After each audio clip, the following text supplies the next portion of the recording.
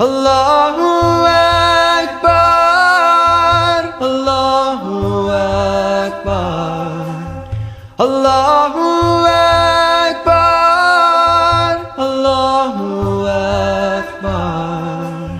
بسم اللہ الرحمن الرحیم۔ السلام علیکم ورحمۃ اللہ وبرکاتہ۔ میرا نام مریم افتخار ہے۔ میں نے graduation Lahore university for women سے کیا اور میں ایک گھریلو خاتون ہوں۔ آج میں آپ کو اپنی زندگی کی تبدیلی کے سفر کے بارے میں بتاتی ہوں کہ میں ایک عام گھریلو خاتون تھی۔ گھریلو کام کاج، بچوں کی تربیت میرا اور کھانے بنانا، مختلف انواع اقسام کے کھانے بنانا اور شاپنگ کرنا میرا پسندیدہ مشغلہ تھا۔ لیکن بچپن ہی سے ہمیں دین کی تعلیم بھی دی گئی، جس میں نماز، روزہ اور قرآن ناظرہ پڑھنا عبادت سمجھا جاتا تھا۔ ہر جمعہ کو سورہ کہف پڑھتی تھی اور سورہ کہف پڑھتے ہوئے مجھے یہ اشتیاق رہتا تھا کہ اس کے اندر کیا ہے، یہ کس وجہ سے پڑھی جاتی ہے۔ اور جب میں نے اس کا ترجمہ پڑھا تو اس میں سورہ غار والوں کا قصہ پڑھتے ہوئے مجھے سمجھ نہیں آئی کہ کس لیے بیان کیا گیا ہے، کیونکہ وہ ایک عام سی سٹوری لگتی تھی۔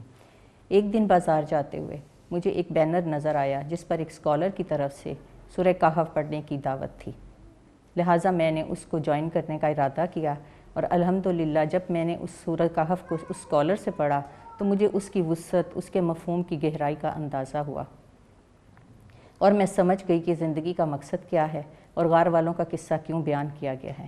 اور جب میں اس آیت پر پہنچتی المال والبنون زینۃ الحیات الدنیا، تو میں مجھے سمجھ نہیں آتی تھی کہ اس میں جو دنیا میں مال اور بیٹے دنیا کی زینت بتائے گئے ہیں اور باقی رہنے والی نیکیاں جو ثواب کے لیے ہیں وہ اللہ کے نزدیک بہتر ہیں، تو مجھے سمجھ نہیں آتی تھی کہ مال اور اولاد ہی تو دنیا میں رہنے کا مقصد ہے، انہی کا تصرف تو سب کچھ ہے، لیکن اس کو کیسے باقی رہنے والی نیکیاں بنایا جا سکتا ہے۔ لہٰذا اس کے لیے پھر مجھے اور اشتیاق ہوا اور میں نے ایک ادارے کو جوائن کیا، ایک اسلامی ادارے کو جوائن کیا جس میں میں نے قرآن پاک کی تفسیر پڑھی، اس کو اچھے طریقے سے جب سمجھا تو پھر مجھے ان باقی رہنے والی نیکیوں کے بارے میں پتہ چلا کہ دنیا کو دین کے مطابق چلانا ہی باقی رہنے والی نیکیاں ہیں۔ یہی مال جب ہم اپنی جائز ضروریات پہ استعمال کر کے اللہ کی راہ میں استعمال کرتے ہیں تو یہ ہماری باقی رہنے والی نیکی ہے، اور اسی اولاد کو جب ہم اچھی تربیت دیتے ہیں تو وہ صدقہ جاریہ بن جاتے ہیں اور یہ ہماری باقی رہنے والی نیکیاں ہیں۔ الحمدللہ اسی بات نے میری اندر ایک بہت بڑی تبدیلی کی۔ اس کے علاوہ میں مختلف انواع اقسام کے کھانے بناتی تھی، شاپنگ کرتی تھی، تو اس میں بہت زیادہ اسراف ہوتا تھا۔ اس کے بعد میں نے اس اسراف کو ختم کیا۔ قرآن کی تعلیم نے مجھے یہ تربیت دی کہ میں نے اس کو کیسے جائز جگہوں پر استعمال کرنا ہے اور اس چیزوں کا ضیاع نہیں کرنا، لہٰذا ضیاع بھی ختم ہوا اور وہ مال کسی اچھے کام میں بھی کام آیا۔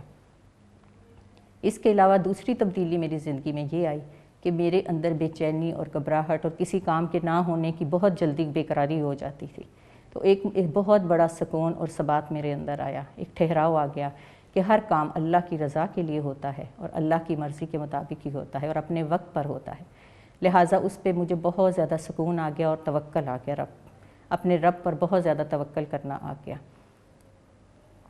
اب میں جب بھی، اور اس کے علاوہ جب میں نے ایک قول حضرت علی کا سنا کہ میں نے اپنے ارادوں کے ٹوٹنے سے اپنے رب کو پہچانا، تو واقعی مجھے بھی اپنے رب کی پہچان ہو گئی، اور الحمدللہ آج میری قرآنی تعلیم مکمل ہے، میں نے تفسیر ترجمہ اچھے طریقے سے پڑھ لیا ہے اور اب اس کو میں سرو کر رہی ہوں اللہ کی رضا کے لیے، اللہ کی خوشی کے لیے۔ اللہ تعالیٰ مجھے اس میں کامل اجر عطا کرے اور مجھے اس میں آگے بڑھنے کی توفیق عطا فرمائے۔ اللہ اکبر، اللہ اکبر۔